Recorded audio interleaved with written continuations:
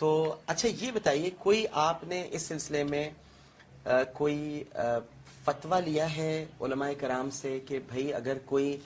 مسلم لڑکی کسی بھی عمر کی ہو، اگر وہ غیر مسلم فوجیوں کی قید میں ہو یا یہود و نصارہ کی قید میں ہو یا کسی غیر مسلم ملک کی قید میں ہو، تو اس وقت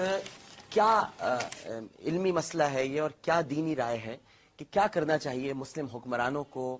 قوم کو؟ کوئی فتویٰ لیا آپ نے ڈاکٹر صاحب؟ ہم نے فتوے بہت جگہ انٹرنیشنلی بھیجے ہیں، جس کی کہ اب آ رہی ہیں. ایک فیکس ابھی صبح ہی آیا ہے اور وہ بھیج رہے ہیں جواب. بیسیکلی پہلے ہم نے ریٹن بائی پوسٹ میں کافی ٹائم لگتا ہے، تو اب ہم نے سب کو فیکس نمبر دیا ہے، تو آنے شروع ہو رہے ہیں فیکس، جس میں کہ ایک تقریباً یہ کچھ تقریباً 7 مفتیوں کا ایک یہ ہے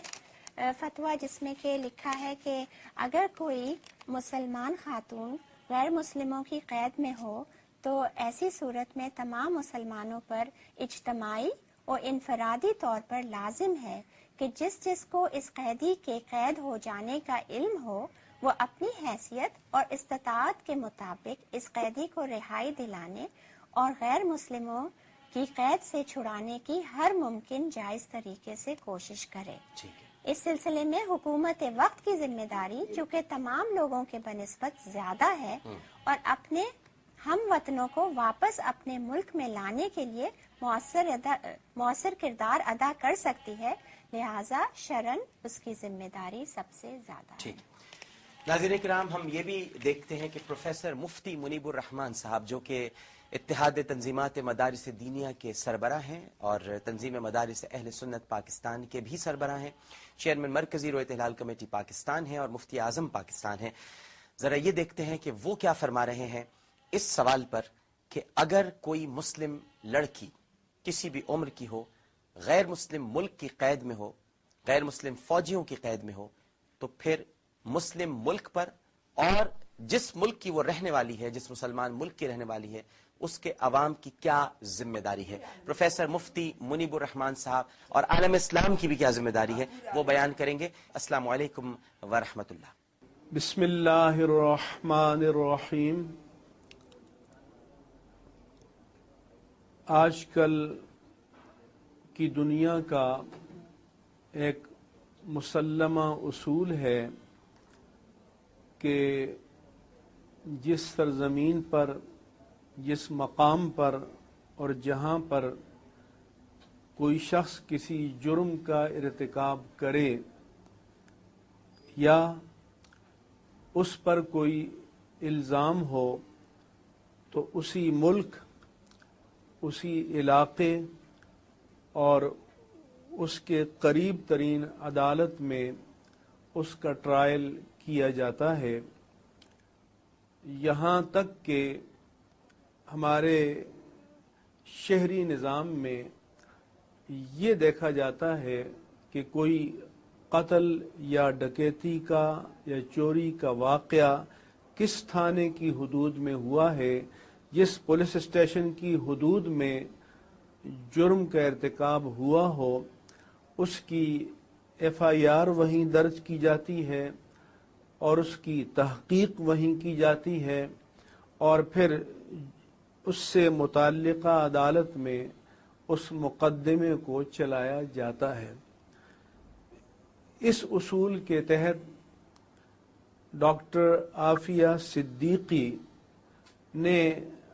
اگر کسی جرم کا ارتکاب کیا ہے یا اس پر کوئی الزام ہے تو اسے پاکستان میں ٹرائل کیا جانا چاہیے، کیونکہ جرم کا ارتکاب امریکہ میں نہیں ہوا. اور 9/11 کے بعد افغانستان کے حوالے سے جو ملزمین یا مجرمین تحویل میں لیے گئے اور پھر انہیں گوانتانامو بے کی جیل میں منتقل کیا گیا، وہ جیل بنائی ہی اس لیے گئی تھی کہ خود امریکہ کا جو نظام قانون اور نظام عدل ہے، جرم جرائم، الزام، مجرمین اور ملزمین کے حوالے سے جو ان کے قوانین ہیں ان کے تحت ان لوگوں کا ٹرائل کرنا یا ان لوگوں کو نظر بند رکھنا یہ شاید ممکن نہیں تھا۔ تو یہ اس لحاظ سے بھی فطری عدل کے خلاف ہے کہ وہ نظام عدل جو اہل امریکہ اپنے لیے، اپنے شہریوں کے لیے چاہتے ہیں، وہ دوسرے انسانوں کو فراہم کرنے کے لیے تیار کیوں نہیں ہیں۔ اسی طرح سے میرے نزدیک اگر امریکہ نے ڈاکٹر عافیہ صدیقی کو تحویل میں دینے کا مطالبہ کیا تھا تو حکومت پاکستان کی ذمہ داری تھی کہ حکومت امریکہ سے الزامات کی یا جرائم کی فہرست طلب کرے، اس کے ثبوت طلب کرے اور پھر ان کی روشنی میں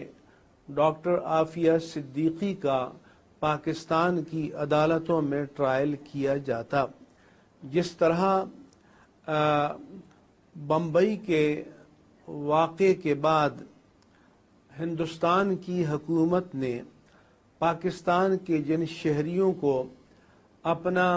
ملزم یا مجرم قرار دیا،